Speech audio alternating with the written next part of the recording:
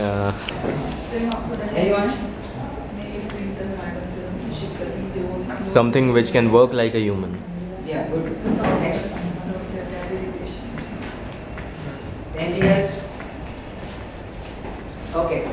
I'll tell you what a robo is exactly. I won't give you the pakka definition now. A robo is something that works with electrical, mechanical, computer science, and computer science. Okay, it also has communication in it, and there are so many departments which come together to form a robo. Okay, that's what you call as a robo. There are so many types of robos. There's autonomous robos, there are semi-autonomous robos, there are wired robos, and there are also like human controlled robos. Okay, autonomous robos are robos which can operate by itself. And semi-autonomous robos, they require some amount of input from humans or any other device for operation. And then we also have wired robots which do not use any type of controllers but they are controlled through wires, switches. Okay. Okay. Can you name few daily used robots? Like, leave out the examples here. Any more? Something like this? Anything related to this? Vending machines. Yeah? Vending machine. Yeah? Vending machine. Vending machine. Yeah, okay. Those robots used in industries. Yeah. I'm asking about commonly used robot, daily robots like the washing machine. Camera. Something like that. Camera is not a Camera is a robot, right? no. Yeah, good cameras. Semi-autonomous. Yes? Grinder. Refrigerators. What did you say? Yes. Refrigerators. Good. Next. Yeah, nowadays in industries they have brought new kind of vacuum cleaners and all, which are autonomous. Vacuum cleaners, yes. So they I'm asking about daily used robots like in your home. You might use it at home. Mixer, grinder. Hmm? Mixer, grinder. Mixer, grinder. No, it's a machine. Mixer, grinder is a machine. if you Yeah? if you automate everything at home, then Yeah. everything becomes like works like a robo. Like we have, Godrej smart homes these days. Yeah. So that becomes robo. Okay. So these are commonly used robots. We use it almost daily. How many of you are cricket fans here? How many of you have played with the bowling machine? No. Okay. Can someone tell me how it works? How do you do it? Takes a ball and it has to move it fast moving is what you call it. This the ball is placed between them and then it is thrown out. Yeah. What do you set in that? And that is speed. Okay. Yeah. You set the speed. You set the swing. Or if you want spin, you can set the spin. So, and you also have a function called random function. So it chooses, randomly chooses variation and then it votes. So that also comes under autonomous robo. Okay, it's semi-autonomous. They need some kind of input from human side for it to vote. Okay, and we use spell check bot daily. On a daily basis, we use spell check bot in our code. Okay, that's another kind of robo. Okay, it's all artificial intelligence. Anything that uses artificial intelligence is a robo, but all robots are not artificially intelligent. Okay, you also have wired robots. Get it? And then we have ATM machine, the computers. Okay, next slide. Okay, I told you robotics involves so many departments. Okay, let us go into the basic things that a robo needs. It needs mechanics, like to build the chassis. In the outer part of the robo, we need mechanics, and then we have electronics, of course, the microcontrollers. Without a microcontroller or any other electronic component, the robot cannot function. So we need electronics, and then we need a computer. We use microcontrollers, right? Microcontroller itself is a computer. It's a mini computer. Okay, so we can classify a microcontroller as a computer. Okay, so we have computers, information technology, we program the controllers. Okay, so we need information technology, and then we have communication. Okay. A controller can communicate with any device that has to be interfaced with your robot. For example, a Bluetooth device or a sensor. So this requires communication. Okay, there are so many factors and there are so many steps in building a robot. The first step is design. Design, you start with design. Any process that you make, not only a robo, any product development that you make, you need to have design. So design means like you have to like plan what you have to do. You have to know the application, then come back from the application. Okay, for this application I need this. Okay, something like that. Then you have to design the circuit, the mechanics, like all these factors, the mechanics, electronics, computer, information technology and communication has to be decided on the design part. You got to make a really good design that it doesn't affect all the other parts, all the next steps. Next comes the construction. Construction is like you make a design and then you implement it. Okay, you construct the circuit or you construct the mechanical part of the robo or you construct the program. Okay, so that's the next step. Then comes the control. So we have so many different types of control. I told you about the wired robots. I told you about semi-autonomous, autonomous. These all comes under control. And then you have the operation. Okay, like let me say my robo uses stepper motors. Another robo can use a normal DC motor or a servo motor. All these are classified into operation. Like what we use. We decide that in the design part and then we implement it in the operation part. And then we have interfacing. Okay, interfacing can come under communication. Let me say I want to interface Bluetooth with my Arduino or Bluetooth with my robo. So we got to make the Arduino to understand the language of another device or make the robo to understand the language of another device so that we'll be able to communicate with other devices. That is interfacing. So you got to make the Arduino or any other controller learn the language of other devices so that it understands and it makes the operation more easier. Okay, and then we have the application. Okay, today we are going to build a football robo, right? So what's the application of that robo? It's going to play football. That's all. That's the application. Okay, it's like that. The operation that it does, the function that we want it to do is the application of that robo. Okay. So yeah, we have so many different types of application. The room cleaner. How many of you seen the Friends series? Have you seen that first robo in the Friends series? Yeah. Yeah. Yeah, it comes in that, and you have combine harvester robos, and then you have solar powered surveillance drones. Where have you seen that? A movie. Interstellar. Yes. Yeah. It comes in the Interstellar movie. It's an unmanned drone. Drones are also classified into robos. They are also robos. So it comes in that movie, and it's Indian made. Like it was first made by Indians, but then it is still in the R&D process, but it was first made by Indians. Okay. And then the Mars rover bot, and then even your satellite is a type of robo. Okay, why do I say satellite is a type of robo? It's autonomous. Yeah, right, it's autonomous. Okay, next. Okay. Over to Ms. Signa.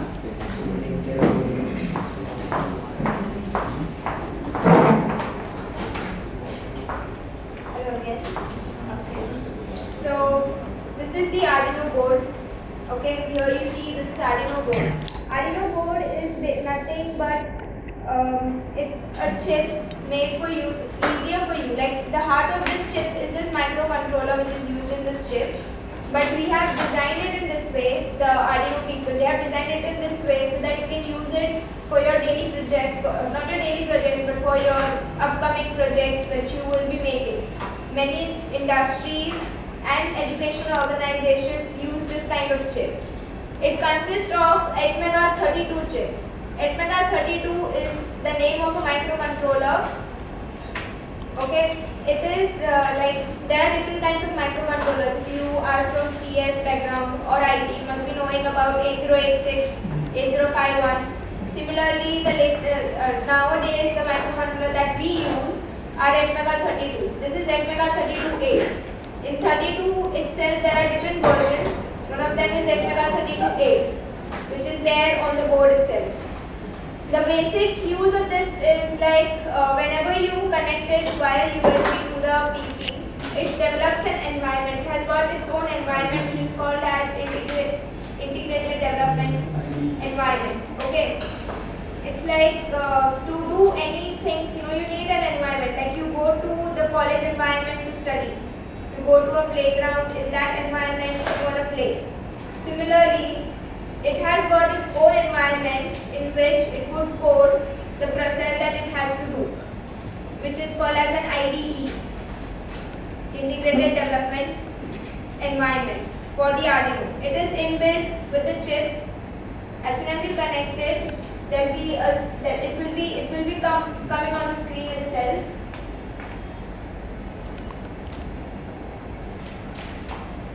The board itself. There are actually two Atmega processors here. One is the big one, and then you can see a small black chip here. It is another Atmega chip, which is Atmega 8.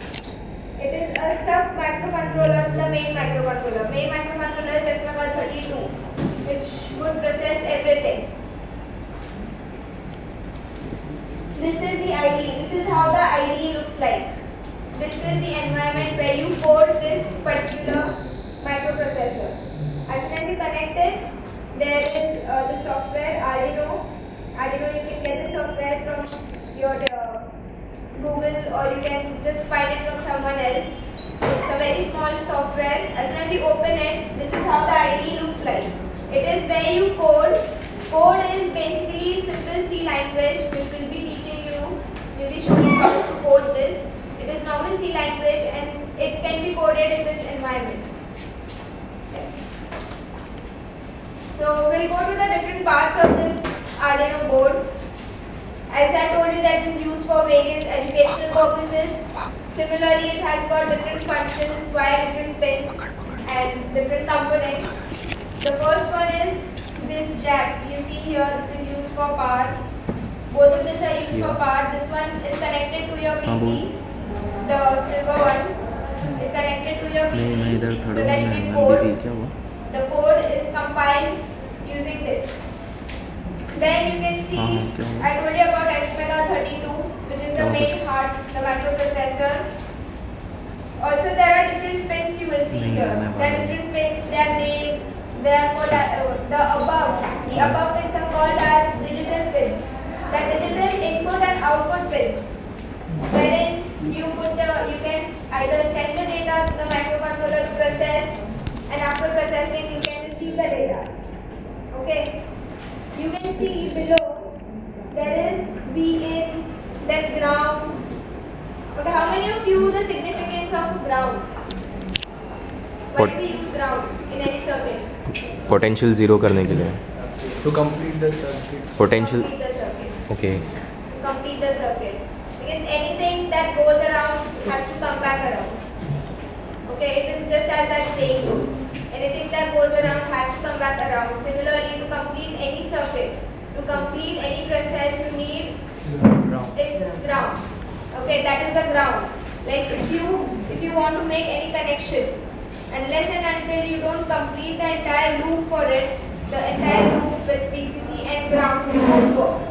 Similarly, there are ground pins. There are 3 ground pins. There is VIN, 5-volt pin. You can see that is 5 volt written over there.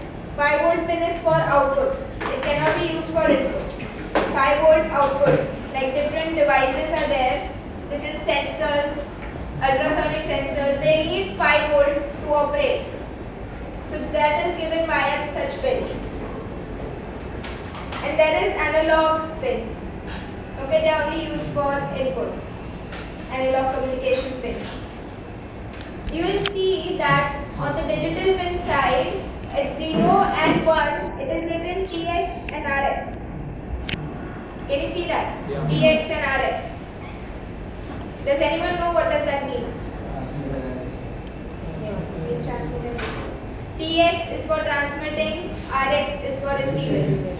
Like if you have any sensor connected to this, like in this board we'll be using Bluetooth. Okay, so after you have interface, it is used as a serial input-output port. Serial input-output is like you send a pulse and you receive the data. Like you are operating the board. Suppose you give forward command, the Bluetooth sends it. The Bluetooth will send it to the device. Bluetooth receives it. Then the Bluetooth will transmit its data to the Arduino. Arduino board to process it and send it further to the motors. Right? So during that time we use TX RX communication, which is called as serial input output communication. Okay, TX is transmitter, RX is receiver.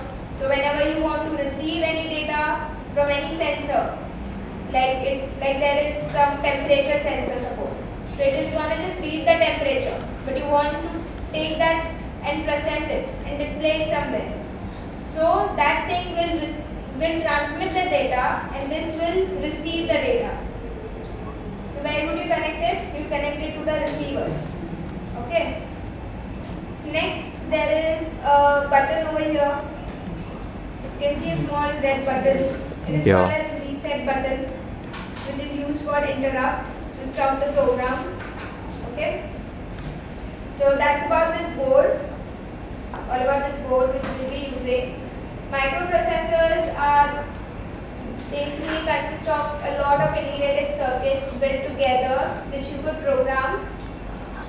You can say that as good as it is your AI. AI is done using this board. There are furthermore boards, but usually in normal education organizations people start with this board. Okay.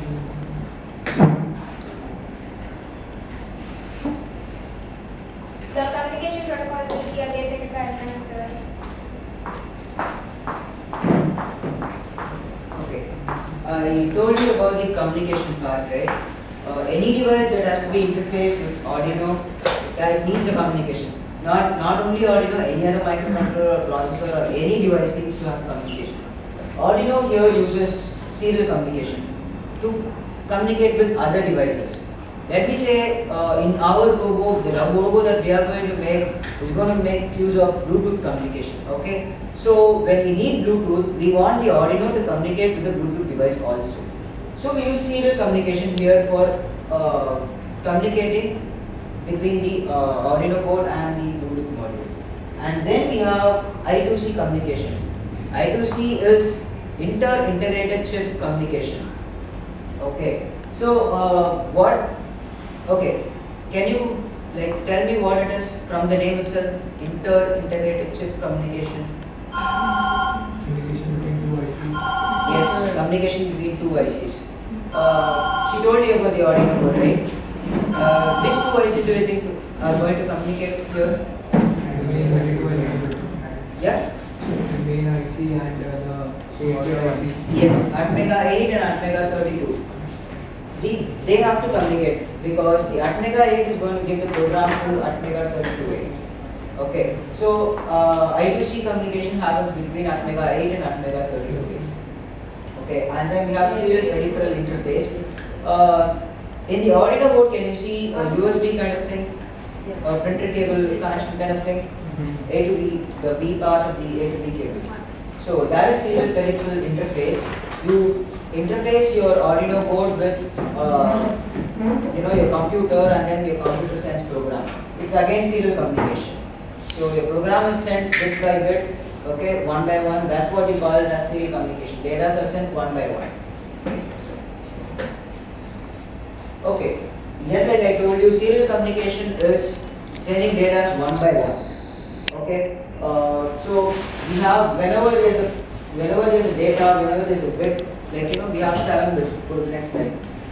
Okay, whenever we have, let me say we have data from B0 to B7. So we have 10 bits of data. Okay, for every clock signal, one data is being sent from the output to the input. Okay, for any communication to happen, we need clock signals.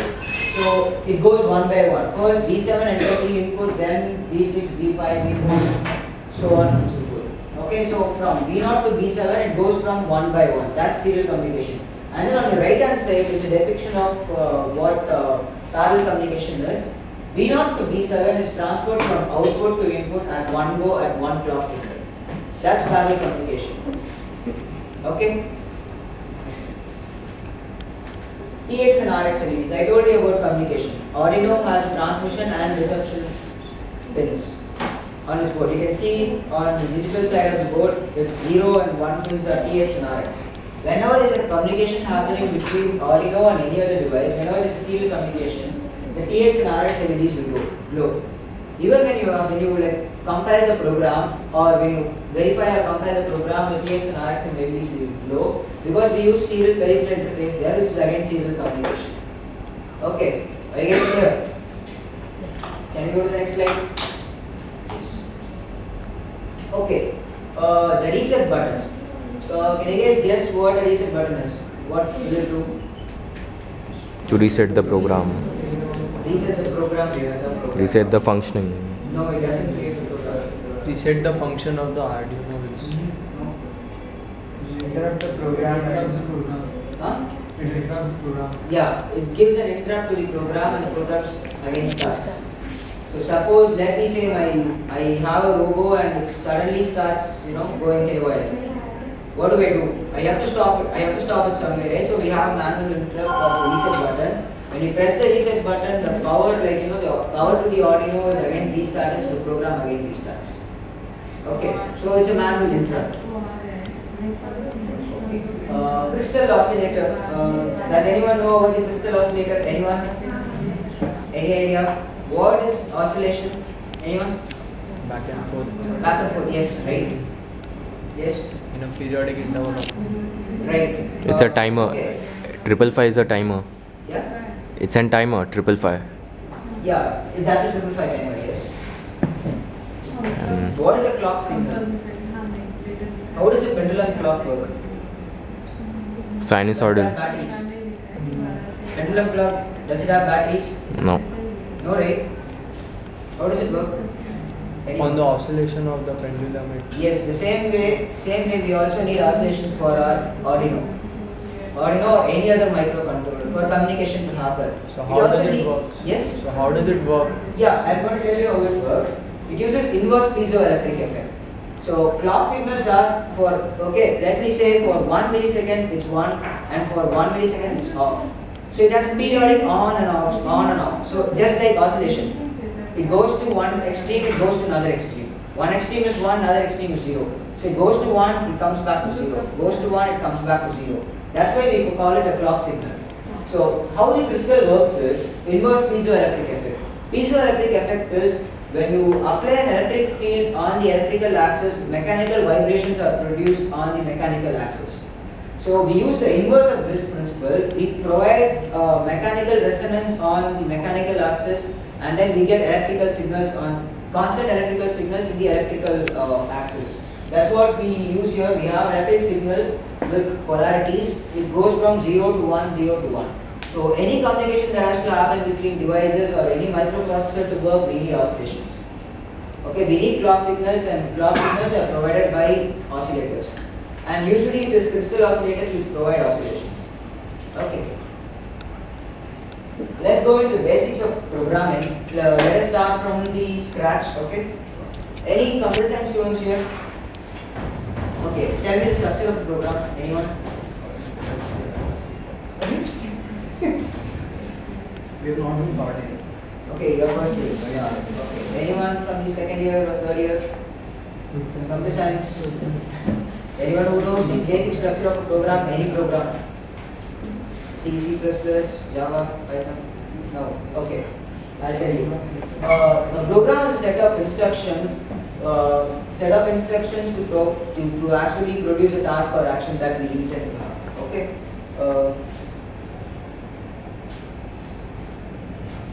Okay. Basic structure of an Arduino programmer is first you initialize the pins that you have to use. We have digital and analog pins. We have to initialize all these pins, and then we go into the setup. In the setup, we tell which pins are inputs and which pins are outputs. Okay, and also we also start any type of communication that has to be done there. Suppose my Arduino wants to do serial communication. I have to set the baud rate for serial communication and the frequency for communication that has to happen at the setup function. And then we go to the loop. Loop is the function which has all these are setup and loop are all predefined functions. In the loop, we tell the Arduino what function it has to do. So inside the loop keeps going on. You know what a loop is, right? So it keeps going on. From ends, the program ends and again goes to the top of the loop. Setup runs only once. The loop keeps running until we give an interrupt or reset or the power supply is taken off. Okay. Okay. Just like I told you, we have setup and then we have loop. Just like your C, how many of you have seen C program? Okay, just like your C, you have main function, right? Without a main function, you cannot compile or run the C program. Same way, we have setup and loop. Without the setup, without the loop, your Arduino program will not run. Okay, so we need a setup and a loop function there. These are all predefined just like your main function. Okay, you don't need any kind of library for setup or loop function, just like your main. Okay, you can call these two as the main functions of your Arduino program. Okay, next. Okay, there are a few basic syntaxes that we have to know before we start programming. The first one is setup. This is to initialize the input and output pins. First we tell what are the pins that we are going to use, and inside the setup we tell which are the pins that are input and which are the pins that are output. Okay, and then we go to serial.begin. Serial.begin is to set up the communication between Arduino or any other device.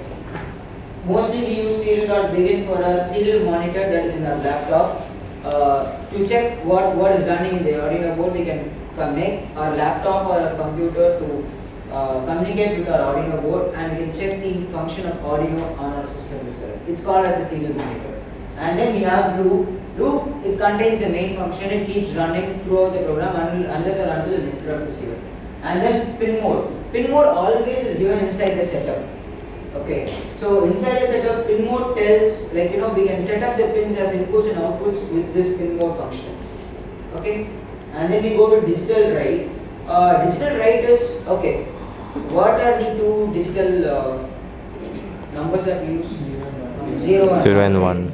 So if you want to digitally write anything onto our, let me say I want to make pin 13 high. What do? I just go to this digital write predefined function. Digital write in brackets, I just say 13 comma high. So it makes 13 as 1. If I write digital write 13 comma low, what is it do? 13 will be set to Yeah, 13 becomes 0, exactly. The same way we have digital read. If you use digital read, I say digital read in brackets, I say 13. What does it do? reach the status of 13. Exactly, reach the state of pin 13. If it's high or low, it will return 1 or 0 in your output. Okay, and then we have delay. Okay, delay is the most important predefined function in the Arduino program. Suppose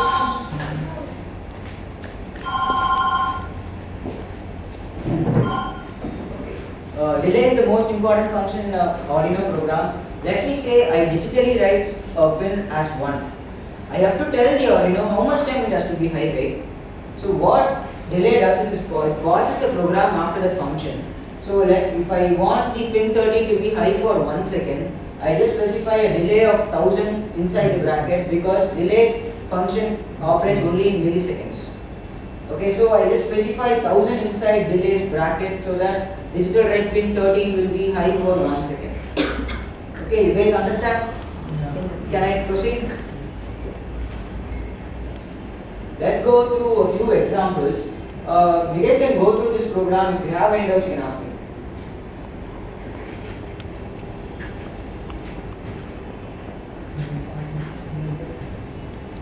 Serial.begin 9600. Yes. Okay. See, can you see this right side, the screenshot on your right side? Yeah. That is your serial monitor on your computer. Okay, this I told you that inside the brackets of serial.begin we have to specify the baud rate of communication. Baud rate is the frequency of communication. Okay. So let me say I talk robotics and you talk biology. Like you are a biology student, I am a robotics student. You talk biology, I talk robotics. Like, does it make any sense? So we have to at least you have to know robotics or I have to know biology. Right? So the same way, both these have to communicate. If both these have to communicate, they have to be at the same frequency, same wavelength. Only then your computer and your Arduino board can communicate. Right? So in order for that, the baud rate is set to 9600 in your serial monitor. So I have to set the same 9600 for your Arduino also. So that the baud rate is actually set inside serial.begin. So serial.begin 9600. So my Arduino knows that I have to communicate with a device which has 9600 baud rate. So now it communicates with your system. Okay, your computer, serial monitor on your computer. Okay, Okay. you guys understand? You guys understand the program? Yeah. Okay. Okay, let me ask you a question. What if serial.println, my name is Robo, is inside loop? What is going to happen? Continuously printed. Yes, it's going to continuously print it until we give an interrupt. Okay, we'll go to the next program. Yeah, yes, it's again the same one. Like you just give an input in your serial monitor, like just like that. Second, really simple. Can I go to the next program? Yeah, everyone. Yeah. Okay. This one. If you have any doubt, you can ask me. This is again a very simple program.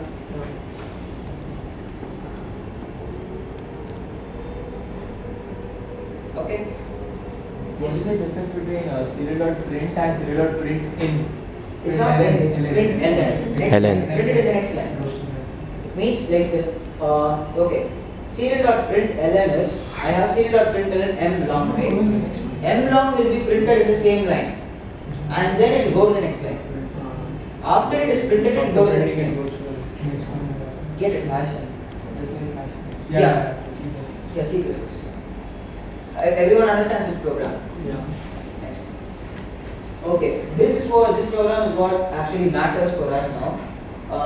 Can you see the circuit there? Yeah. I've connected my switch at pin 2, digital pin 2 there. Alright? And then I have an LED there, and the LED, the other end of the LED is grounded. So the circuit gets complete now. My main aim of the program is I have to know if the switch is pressed or not. Okay. I have to read the state of the switch from this program. My Arduino has to tell me if the switch is pressed or not. Okay, for that what I do is I first initialize pin 2, and then I go into the setup. I start the communication with my serial monitor, and then okay, I have to read the state of the switch. So what is the switch there? Input or output? It's input, right? So my Arduino gets input from the switch now. So pin mode, switch pin, input. So pin 2 becomes input for Arduino now. I tell the Arduino to pin 2 is your input, get it from that, just like that. Okay, and then you go to the loop, and then the first thing is you print reads, just the print, like read switch input, and then print ln. So after it prints this, it goes to the next line. So digital read switch pin. I told you digital write and digital read, no? So what if I press the switch now? What is digital read going to return to me now? If I am pressing it, 1, right? If I am not pressing it, 0. 0. Okay. Why am I giving a delay of 100 milliseconds there? After 0.1 second, output will be displayed. Yes, right. After every 100 milliseconds, my output is going to be displayed. Otherwise, it's going to run like very fast, and you won't be able to read what's happening. Okay. Okay. Now I'm going to make LED blink. Like where for 1 second it glows and 1 second it goes off. I'm going to make Arduino do that. So for that I'm connecting my Arduino. I'm connecting my LED to pin 13, and then I go into the setup. Now I initialize my LED to be output because Arduino is providing signal to your LED. So I am making it output. Now I go into the loop. I give digital write LED high. I pause the program for 1 second. So my LED becomes high for 1 second, and then I go to the next. I write the LED as low, and then again I pause the program for 1 second. Since it's inside the loop, it keeps going on. So 1 second it glows, 1 second goes off. 1 second it glows, yeah. So like in the previous program, we have to give the input, like we press the button, then it gives us the output, right? And here it goes directly. It is done by its own, right? I didn't get you. This is autonomous. This is autonomous. In the previous program, we are doing it, right? We are doing it. And the in next this program, it does it by its own. Okay, fine. Go to the next. Can you, yeah, next. The circuit. Can you see the circuit here? I do not have any switch, I do not have anything. Okay. My Arduino by itself is switching the LED on for 1 second and it goes off for 1 second. Okay, autonomous. Just like I said, it's autonomous. It works automatically. Okay. Are you clear? Any doubts? Okay, over to Ms. Jigna.